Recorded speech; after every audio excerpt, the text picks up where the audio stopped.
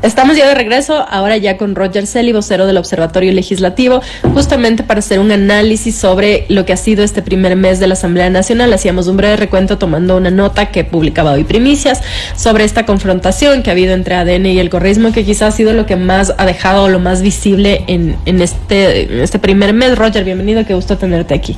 Muchísimas gracias, Sol, es un honor estar en este espacio. Eso, empezar con esta evaluación, porque quizá lo que más noticioso ha sido es justamente esta confrontación en la que el correísmo se queja de que no les dan la palabra. Ha habido como mucha queja con respecto a esto, y también estas leyes económicas urgentes que han sido cuestionadas por no tener el componente ni de económico ni de urgente. Muchos constitucionalistas han planteado alertas sobre su contenido. ¿Cómo podemos empezar una evaluación sobre este primer mes de la Asamblea Nacional? Bueno, al respecto de la confrontación, fue bastante triste que el primer discurso del presidente de la Asamblea Nacional haya sido solo eso, un discurso, porque en la práctica, a pesar de que llamó a la unidad, incluso pidió disculpas a la ciudadanía por la confrontación previa que ha sucedido en el país, pero en la práctica ya han sacado datos también, desafortunadamente aún no públicos, de que la Revolución Ciudadana no ha tenido oportunidad de intervenir en el Pleno en función de las veces que lo ha solicitado. Y digo no público porque hasta ahora los ecuatorianos, después de varios años, Sol, no podemos saber de aquel legislador que está pidiendo la palabra constantemente, pero no se la entrega, a pesar de que la ley lo establece así. Y pues sí, eso se ha trasladado a las comisiones y vemos que actualmente la Asamblea Nacional opera por fuerza de los votos, es decir, más allá de si sea legal, inconstitucional o ilegal, la Asamblea Nacional logra pasar ciertas decisiones. Por ejemplo, solo como digamos, como reflexión, el reconsiderar una decisión ya en firme, creo que nos muestra mucho al respecto. Hablamos sobre la terna del Consejo de la Judicatura. Exactamente, de la posición y la frontalidad ante el incumplimiento de la ley que tiene esta legislatura y su cabeza. Y que ese es el problema nuevamente, ¿no? Cómo quedan las legislaturas, porque siempre pensamos que es el nivel más bajo de legislatura que podemos tener, sí. O no, siempre hay una sorpresa de que puede haber un nuevo más bajo. Superarse. Exacto, y de nuevo no se trata esto de que ustedes también hicieron, o sea, no es porque otros hicieron o porque en el pasado el mismo correísmo tenía prácticas que pueden haber sido cuestionables en ese momento. Pero, y luego les puede afectar igual. Y ahí estamos viendo. Exacto. O sea, aquí estamos viendo justo el ejemplo de que quienes en su momento creen que tienen el poder, eventualmente van a perderlo y va a volverse este boomerang en contra de ellos y en la mitad los ciudadanos, porque al final, si entramos un poco en materia de lo que se ha analizado, por un lado está este tema de que el reino de las mayorías, ¿no? O sea, independientemente de que haya un marco legal y constitucional, se están cometiendo algunos abusos, por decirlo menos, que deberían generar preocupación de los ciudadanos. Totalmente, y quien pierde al final del día son las instituciones. Nosotros siempre abogamos y decimos que los políticos están de paso, y ya lo hemos visto. Hubo un partido político con gran fuerza desde el 2009, ahora pues ya ha sido aminorado, y lo propio podría pasar con ADN. Pero ¿qué es lo que pasa? Las instituciones que nos dejan el país pues están deslegitimadas, vulneradas y violentadas. Y en ese sentido, eso se va a traducir muchísimo en los resultados que vamos a ver en el futuro. ¿Por qué? Si es que la justicia se ajusta al interés del gobierno nacional, es decir, la judicatura, el Consejo de Participación Ciudadana, la Corte Nacional de Justicia, las autoridades de control, yo imagino y preveo, como es normal en un Estado que no funciona bien, que tiene un Estado de Derecho débil, es que no hay suficiente control, no hay una justicia independiente. Por tanto, a la hora de aterrizar en política pública de distintas formas, va a haber dos cosas: impunidad y pocos resultados. ¿Qué es lo que va a pasar? Eso va a seguir incrementando la crisis y vamos a no salir de esto que estamos viviendo, sino vamos a seguir en este círculo vicioso. Y por eso te decía que me gusta mucho el nombre de tu programa, porque esto sí es político. Y finalmente, algún momento en nuestras vidas, estas malas decisiones que se toman en la política, que parecen muy lejanas, parece que la judicatura es algo que es abstracto, nos van a afectar. Y eso es lo desafortunado. Y nuevamente hay como un poco este show de las sanciones, ¿no? Porque lastimosamente al final del día da un poco igual, y quizá también hay que retomar lo que decías hace un momento de este inicio en el que presidente Olsen empieza como un discurso que dices, wow, qué bien, por fin alguien viene con un discurso conciliador, qué bueno que diga, porque incluso se dirigió a las personas que no habían votado por ellos, e incluso al correísmo, ¿no? Les dijo, o sea, trabajemos juntos, y de repente eso se queda en estas palabras y empiezas a tener como el anuncio de que van a empezar a hacerse las sanciones y a algunos se les impuso multas, etcétera, pero tenemos legisladores de su propia bancada que no están asistiendo. Veía ahora un dato, me parece que era la señora Sin, que había asistido 2 o 3 veces en un mes, es decir, estamos viendo la paja en el ojo ajeno, ¿no? Sí, y impresiona cómo la comunicación política de ellos llega a dar forma en la opinión pública con cosas que no son reales. Este tema de las sanciones está desde 2009, no es una novedad. Ahora, que no se hayan aplicado bien, eso es otra cosa. Pero ¿de qué me sirve el legislador que va y dice presente a las sesiones del Pleno de la Asamblea Nacional y cuando va a votar no está? ¿Qué es lo que suele suceder?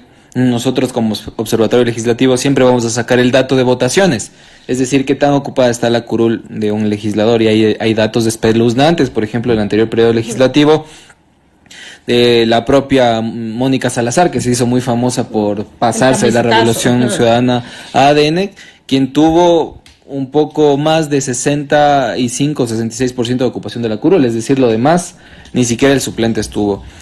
Entonces, ¿cómo podemos calificar o categorizar o darnos una idea de lo que está pasando en esta legislatura? Es una legislatura del discurso que no tiene resultados concretos, al menos de lo que hemos podido ver en estos meses, y que esperemos que pase del discurso ya a algo práctico, donde sí comencemos a verificar la calidad legislativa. Ahora, no sé si tú has notado, Sol, también, y quienes nos escuchan y nos ven, que el gobierno nacional plantea una evaluación del servicio público. Comienzan a generar parámetros para mejorar, entre comillas, lo que está recibiendo el ciudadano. ¿Por qué no hacerlo en la Asamblea Nacional? ¿Por qué no ver, por ejemplo, qué pasa con esos más de 800 o 1000 proyectos de ley que están ahí, que siempre están en el pendiente de las comisiones, pero que finalmente nunca son tramitados? ¿Qué pasa con aquellos despachos de legisladores que nunca presentan proyectos de ley? Y también, porque este indicador también es importante evaluar, ni siquiera presentan observaciones en las comisiones. ¿Qué pasa con aquellos que no piden información? O incluso, ¿qué pasa con aquellos que no participan en las discusiones de las comisiones y el Pleno de la Asamblea Nacional?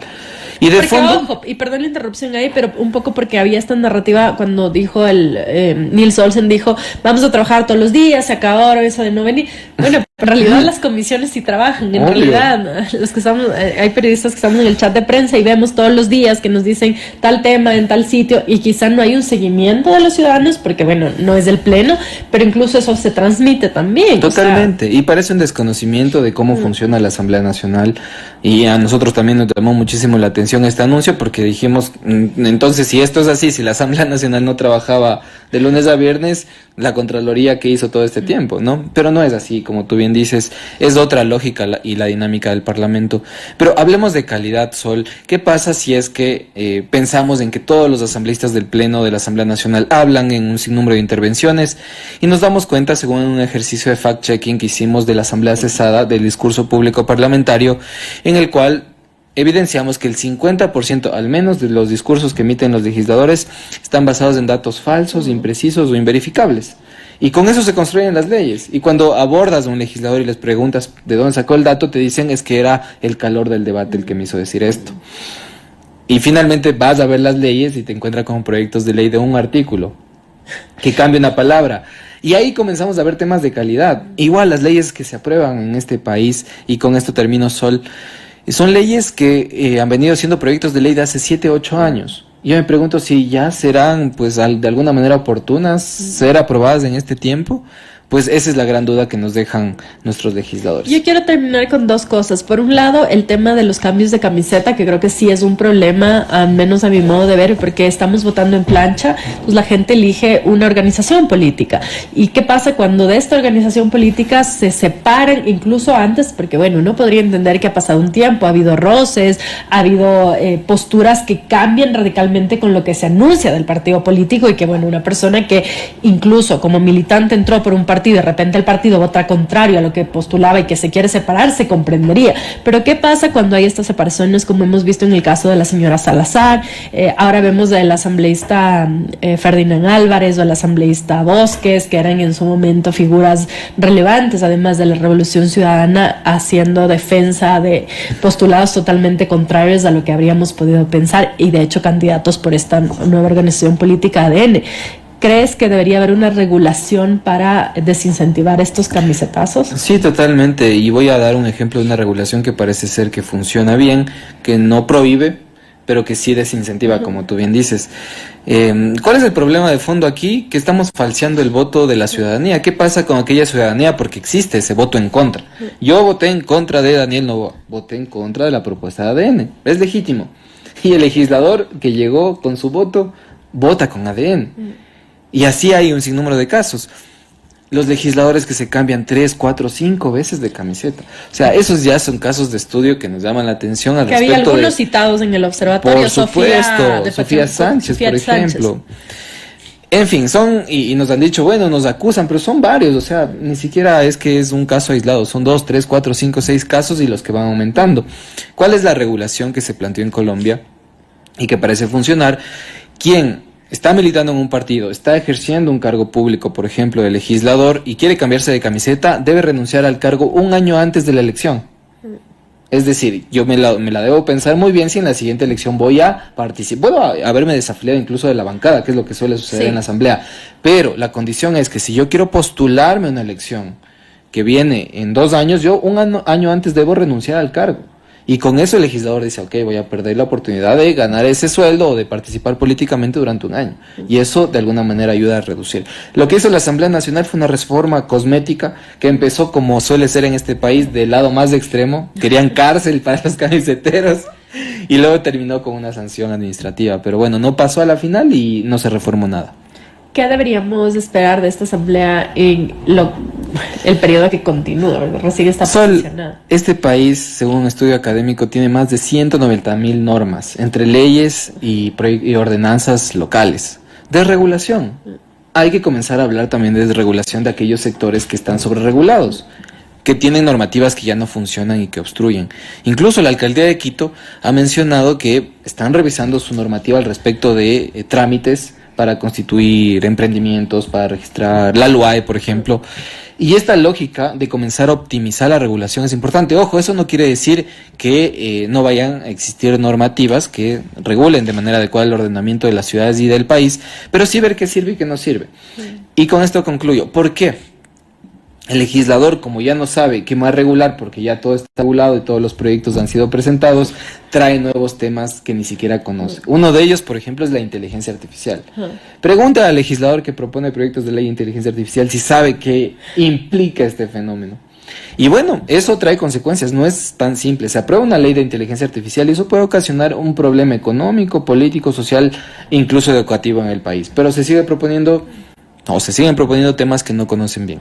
Y esperar quizá que de paso no se abandone la agenda de fiscalización, ¿no? Porque ya vimos lo que pasó con Progen, lastimosamente, y eso lastimosamente revive estas famosas comisiones de archivo, ¿no? Cuando son afines al gobierno y hay control absoluto, y quizá hay también, no sé si sea oportuno otro desincentivo para, qué sé yo, que el presidente de la Comisión de Fiscalización no necesariamente sea del mismo partido que el oficialismo. Yo no sé si es que estoy hablando cualquier cosa, pero sí preocupa porque no es la primera vez que pasa. Yo estoy preocupado, como tú lo señalas, Sol. La fiscalización ya no es efectiva en la Asamblea Nacional por obvias razones. Yo ahí lo único que veo posible es la articulación con autoridades de control.